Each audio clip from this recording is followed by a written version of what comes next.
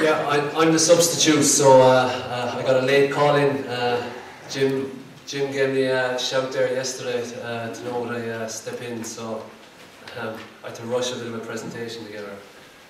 So I'm over here in Australia as part of my tour. So I've a couple of you guys there picked out for interviews, and I've interviewed some guys already. So. Well, the other good opportunity that it allowed me was to do a bit of gloating. Ireland's biggest victory on the world stage, so thank you very much, Australia, for that. I'm very much into rugby. We were in, myself and Audrey, we were in Malaysia on our way down, and the only pity was I wasn't in Australia to watch it. So. Yeah, I'm one of the Bill O'Keefes. It caused major troubles trying to get into places when they delete one of the Bill O'Keefes off the list, thinking that it was an error, so I'm one of the Bill O'Keefes. So I'm a 2010 scholar, halfway through my trip. We're farming in the south of Ireland. It's down here in Cork. Yeah, I suppose it's a different climate to here. We get 45 inches of rain. It comes pretty much all through the year. You could get it in winter, you could get it in the spring or in the summer. We pretty much get a lot of it during the summer, during the warm weather. So we grow, our diet, we're grass-based, pretty similar to New Zealand. All our milk is produced off grass. We might put in 500 kilos of meal. If you put our farm down to in New Zealand terms, it would be down in Southland, so we get plenty of rain. The conditions is trying to manage the rain more than the droughts. We had a bit of a drought this year. We didn't have rain for 3 weeks, so that's what we call a drought. Yeah, we're farming 300 hectares. When I came home, my father was milking 100 cows. We got up to 350 cows last year, and because of EU legislation and milk quotas, we're back down to 250 cows now. I've one full-time employee. He's with me now 7 years. Yeah, we're farming 300 hectares, 200 cows, 250 cows. That's the map. Just some of you dairy guys there might know Moore Park. I would probably think at this moment in time it's the leading grassland research station in the world. It's only 9 miles away from us, and it's of huge benefit to me being so close to that. I just wanted to share, just not to be picking on the Aussies. There's a guy here, I suppose just a small bit about Nuffield, Ireland. They're one of my sponsors.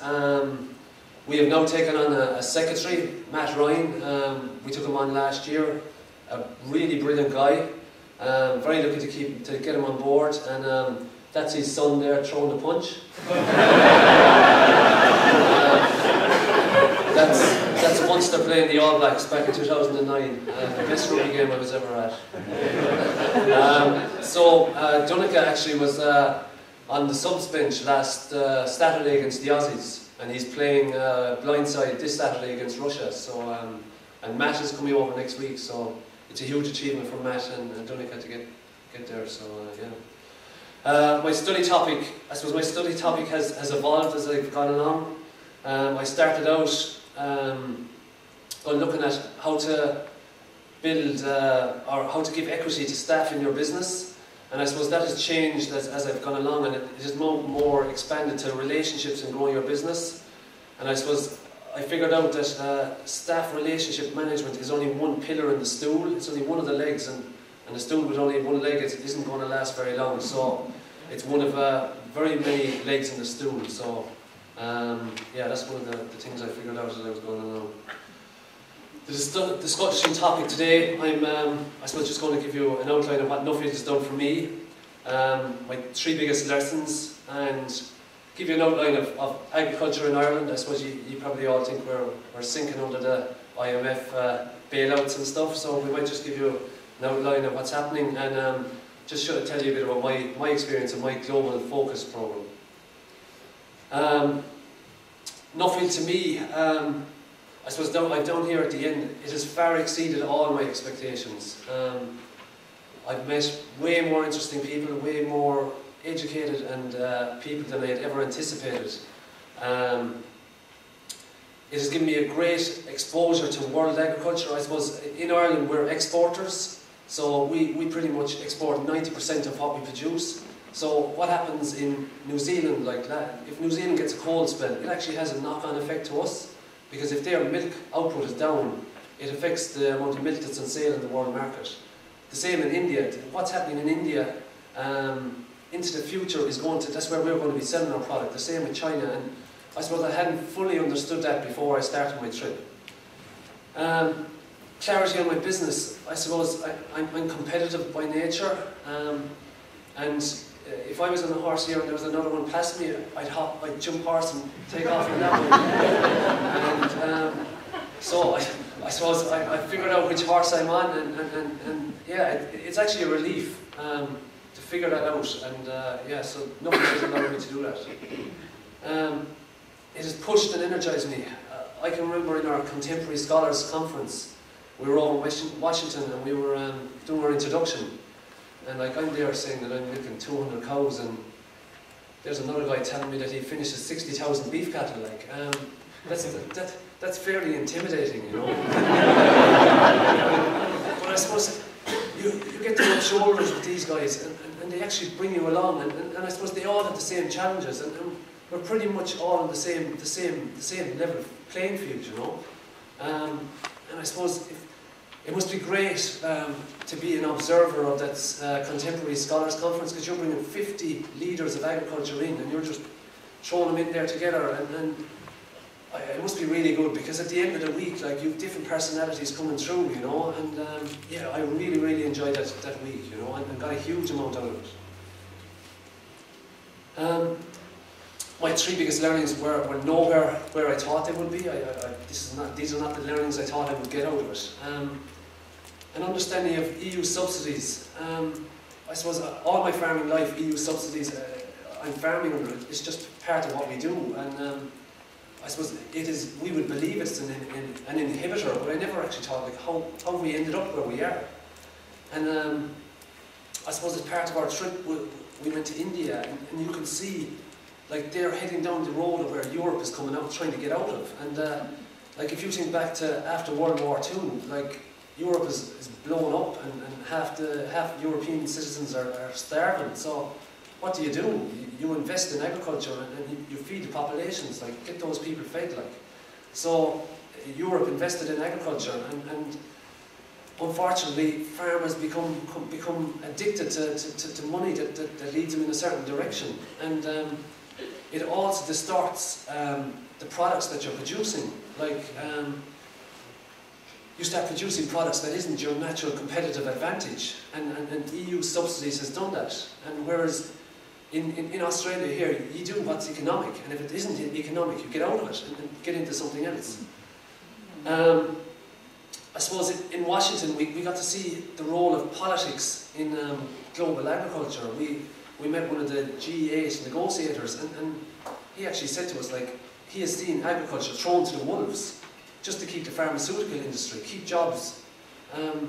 So, like, that was a huge. I actually didn't think that would happen, but he said just at the flick of a switch, they go, sorry, agriculture's just going to have to lose out, and they throw it to the wolves. So yeah, the importance of agriculture or politics in, like, I might think that or Irish politicians have a say. It's not really. Like, it's all those negotiators on the world stage are dictating what's happening in my farm. I suppose it's kind of back to what Bradley was talking about earlier. Like, Ireland has a huge natural competitive advantage to grow grass and convert that into milk. I didn't really believe that before I started, but, like, when you travel to all these countries that are struggling to grow agricultural produce, like, Ireland has a huge advantage. And the sustainability, like, we're talking about saline water, like, we have water coming constantly. We went to Bahrain, I hadn't even heard about saline water before that, you know, so. But just before I forgot my sponsors, Peter Daly Trust.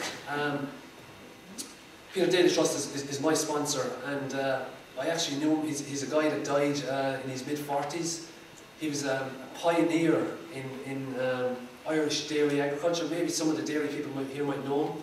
He set up New Zealand genetics in Ireland, and he was an individual that saw Ireland needed to change more towards grassland milk production.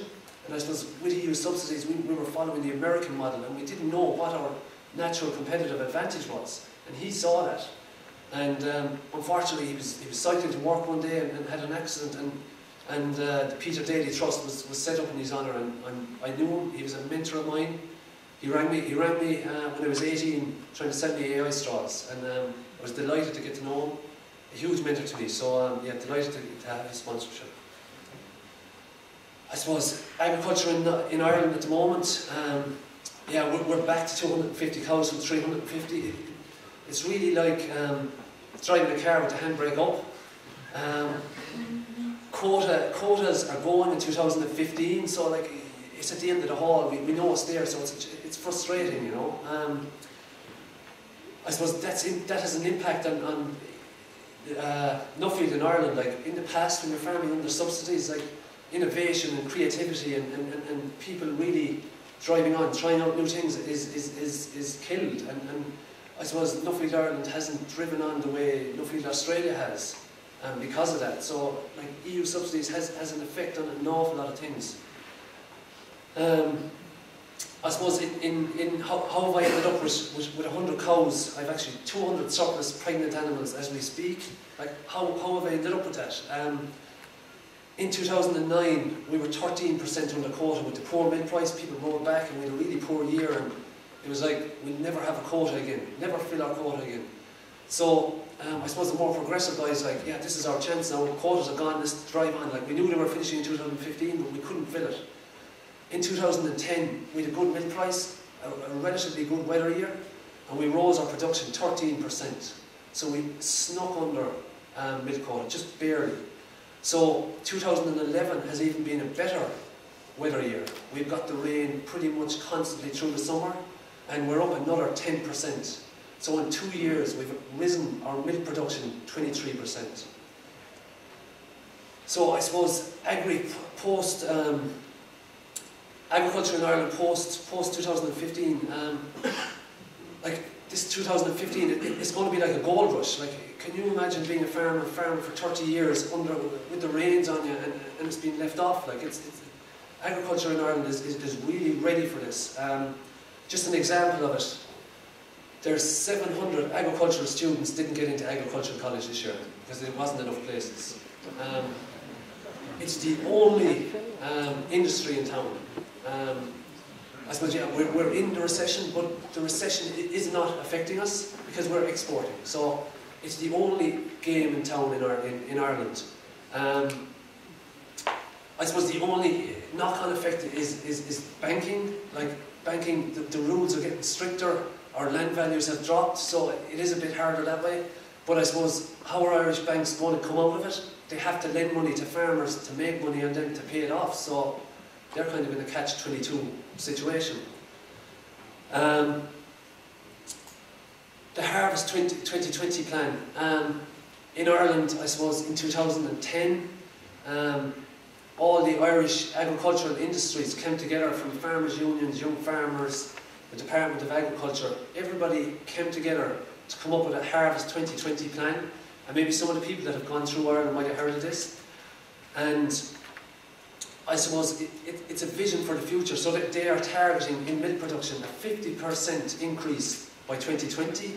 We will do 100%, because we've already done 23 and we're not even trying. So the most important politician in Ireland at the moment is the Minister for Agriculture. So if you can tell, if he can show that agriculture will make more money for the taxpayer by changing this tax rule, it will happen. So it's a really, really vibrant time in Ireland.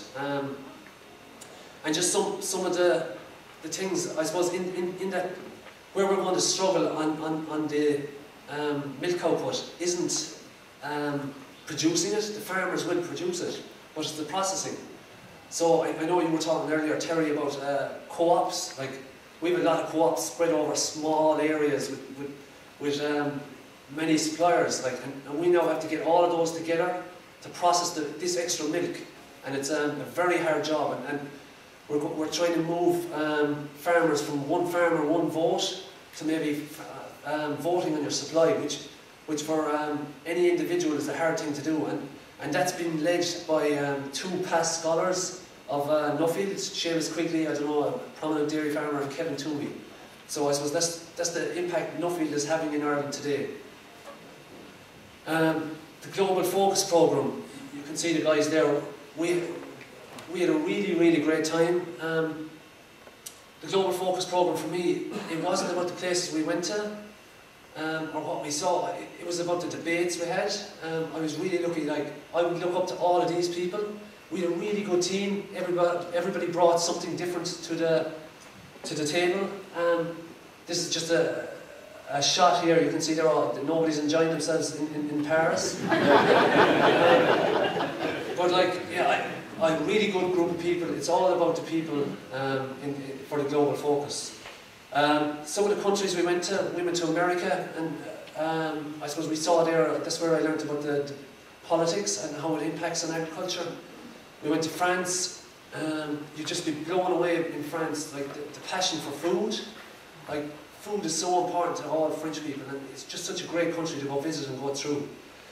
From there we went to the Ukraine, and you're just seeing a sleeping giant there, like, you know, they can feed the world, but like politics, they will never be able to get themselves together, or they're years away from it. After that we went to Turkey, I think, and I suppose I would have understood a bit about World War and that, and I suppose we went down to Gallipoli and Anzac Day, and that was a real eye-opener to me. And I suppose the thing that stuck in my head, what did the Brits do? They sent in the paddies first, and they got slaughtered. That's all I remember. The first men you sent in. From then we went to Bahrain, and I suppose we just met people that I suppose have money from oil, and their lack of appreciation for agriculture and where it comes from, and just a bit of arrogance on it, you know. No appreciation, I suppose they just feel they can buy their way around the place. I suppose it was good to see. India, Mali brought us around. We were up in the Punjab,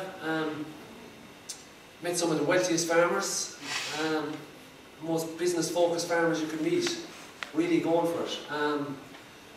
But I suppose for me, the sustainability of what farmers can do, and it comes back to, I saw farmers dropping their water table 1.5 foot a year, like, and this is dictated by subsidies, by India's agricultural government is driving that. So that's the impact. That's where they're heading. They're heading where we're coming out of.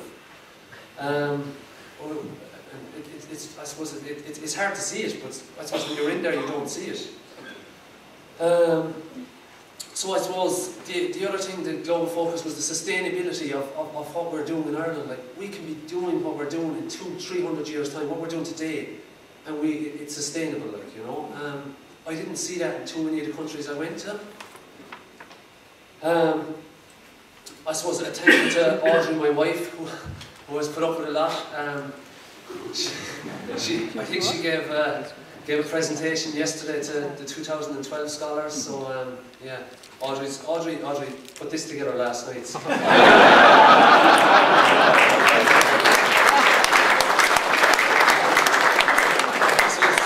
A big thank you to Nuffield Australia.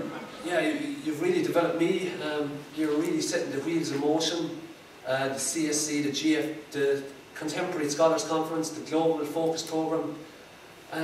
You're really pushing the boundaries and really trying to develop agriculture and develop leaders in agriculture. And I suppose you are helping Nuffield Ireland to follow on. And I suppose Jim Gedge, this man, like, does so much. He has done so much for me, and I suppose I can see how much he's doing for everybody here. I suppose an unsung hero, and just a big thank you to you, Jim. So.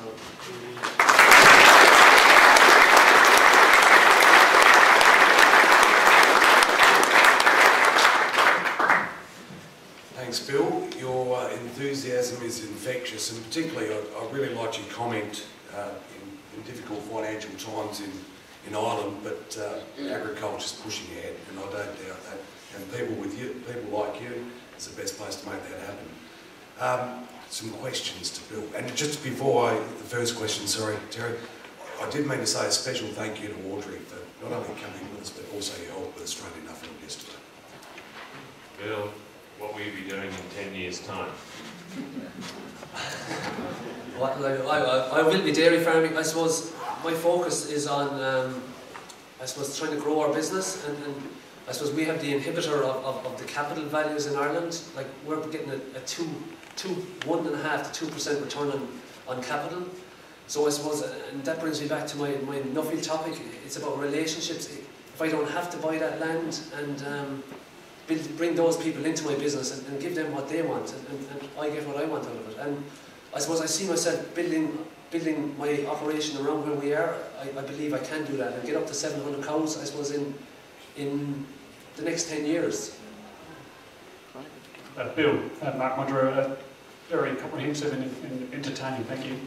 I couldn't help compare Australian ag to Ireland, and the economy in Ireland seems a bit of a basket case, but the way you describe the agriculture, it's booming, with the colleges full and so forth.